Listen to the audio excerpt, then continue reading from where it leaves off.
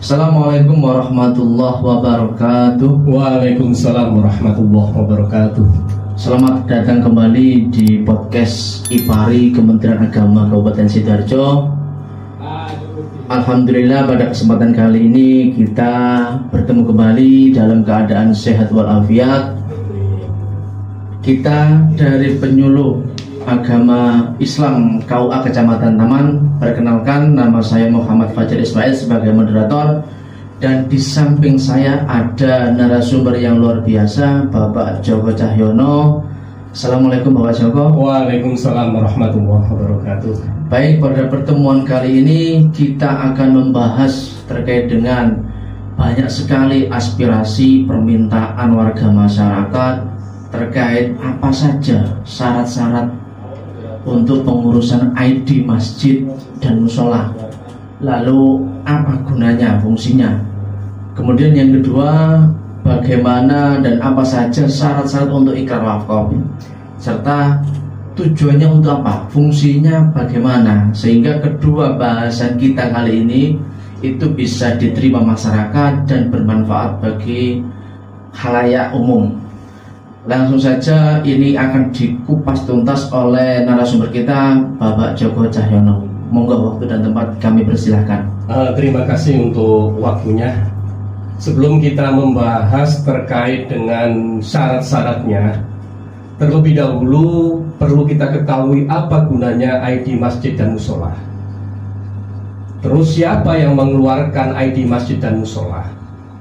Dari masyarakat itu kita menampung permohonan itu, langsung kita ajukan ke Bimas Kabupaten. Setelah itu akan ditindaklanjuti ke Bimas Pusat, ya. Dan yang mengeluarkan nomor dari ID Masjid Musola itu adalah Kementerian Agama Pusat.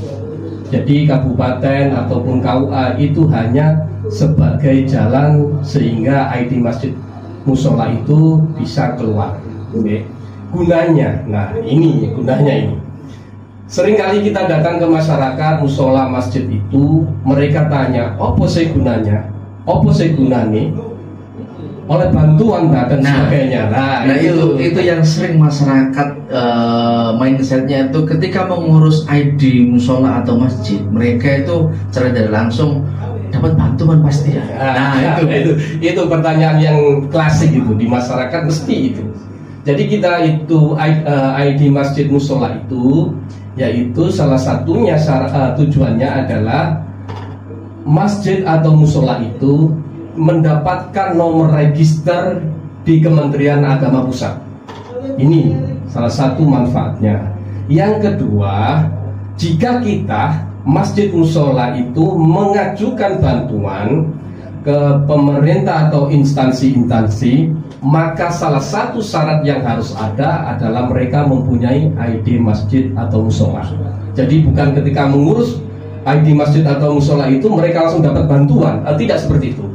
Jadi itu hanya syarat untuk pengajuan bantuan-bantuan tersebut. Terus ada begini dari masyarakat, ada suatu kasus musola itu baru dibangun, baru peletakan pondasi. Ini apakah bisa diajukan untuk mendapatkan ID musola atau masjid? Dahulu ketika masih pondasi atau baru ikrar wakaf itu bisa diajukan. Tetapi yang baru, peraturan yang baru itu harus sudah ada bentuk fisiknya. Jadi kita tidak bisa melakukan menindaklanjuti ID masjid atau musola itu jika belum ada bangunannya. Berarti kelihatan nampak, kelihatan jadi gitu ya. Iya. Jadi ada fotonya itu sudah jadi. Oh ini bentuknya. Tidak boleh diambilkan fotonya cuma ada di banner, rencananya itu tidak boleh. Jadi harus ada bentuk fisiknya. Berarti kisaran paling enggak 60-70%. Betul. Jadi kita bisa ngitung karena di situ juga ada nanti kira-kira daya tampungnya masjid musola itu berapa. Itu nanti ada syarat-syarat seperti itu. Terus apa saja untuk syarat administratif? Ya, syarat administratif untuk pengajuan ID masjid atau musola. Yang pertama itu yang jelas ya, masjid atau musola itu tidak dalam sengketa. Kalau masjid atau musola itu dalam sengketa, maka tidak bisa diajukan ID masjid atau musola. Yang kedua, domisili. Masjid dan musola itu sudah pasti ada di desa ini, RT RW ini. Yang ketiga, mau dibina oleh Kementerian Agama. Yang keempat itu nanti akan mendapatkan satu isian yang itu harus diisi. Yang di isian tersebut itu salah satunya ada letaknya di mana, terus afiliasinya apa saja yang mereka lakukan di PHBI dan yang lain-lain. Itu sedikit terkait dengan syarat-syaratnya. Berarti terkait dengan yang pertama tadi ada surat domisili, iya. Kemudian surat pernyataan mau dibina Kemenak, kemudian ada juga surat yang keterangan tidak dalam keadaan sengketa, iya. Kemudian surat permohonan ditujukan kepada Kementerian Agama Kabupaten Sidoarjo. Nah, kemudian terakhir adalah isian form dari Kemenak Kabupaten Sidoarjo. Ya, berarti ada 5. Tadi terkait ID masjid dan musola. Iya. Nah, masuklah kita kepada bahasan kedua. Bahasan kedua kita yakni syarat untuk ikrar wakaf. Nah, ini gunanya apa?